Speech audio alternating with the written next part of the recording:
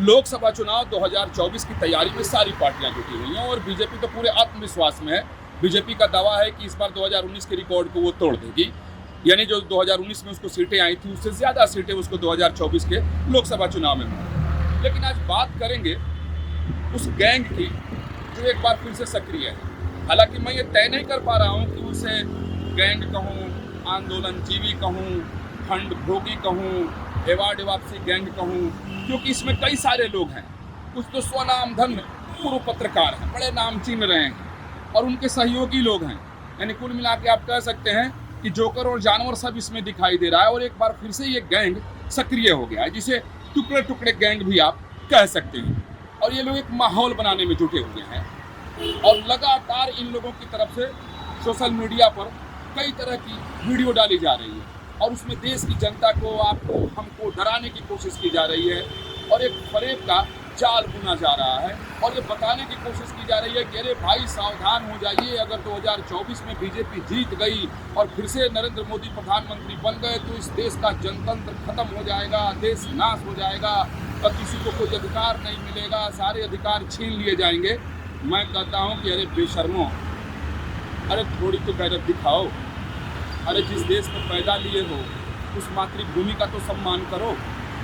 अरे क्यों विदेशी फंडिंग पर अपने ही देश को बदनाम करने में जुटे हुए हो?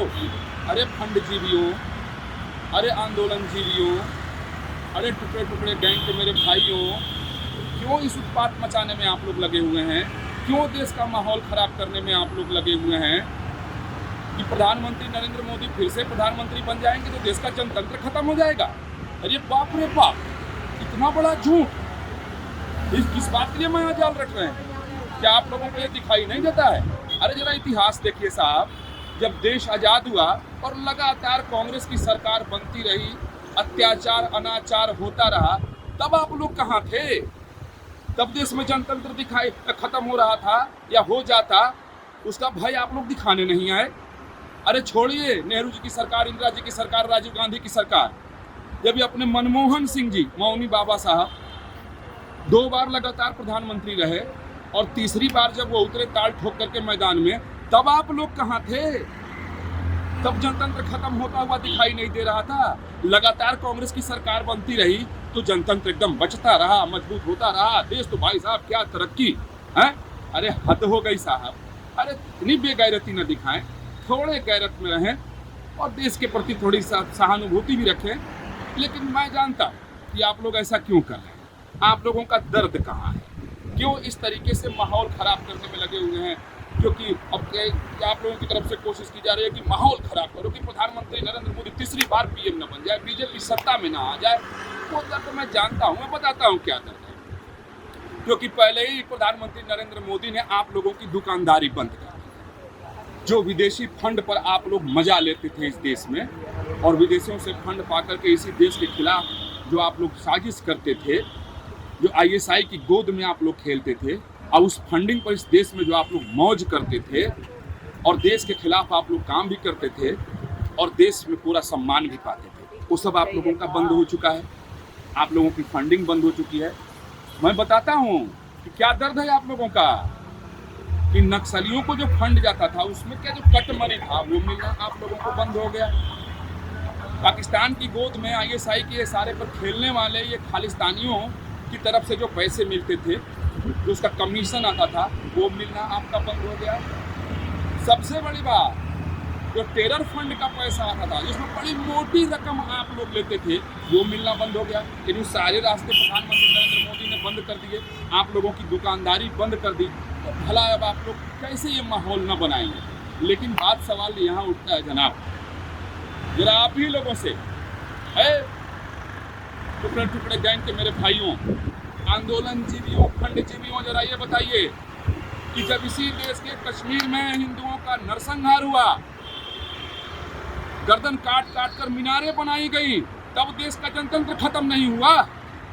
जब इस देश में कांग्रेस की सरकार ने आपातकाल लागू कर दिया, पूरे देश को कारागार में तब्दील कर दिया, मीडिया पर पाबंदी लगा दी, घुटने टेकने के लिए मजबूर कर दिया, नाक रगड़वाते थे लोग, तब देश का जनतंत्र खत्म नहीं हुआ?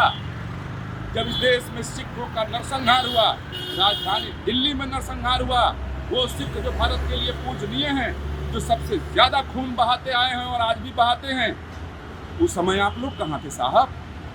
उस समय देश का जनतंत्र खत्म नहीं हुआ था।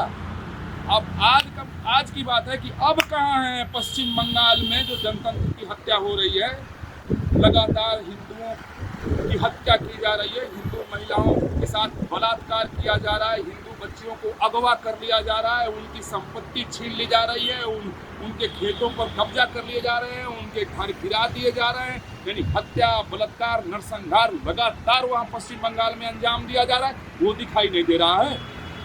वो क्या है आप लोगों का? आखिर आप लोग चाहते क्या है साहब? क्यों ये माहौल बना रहे हैं कि मोदी है तीसरी बार जीत जाएगा, अरे भाई जनतंत्र खत्म हो जाएगा?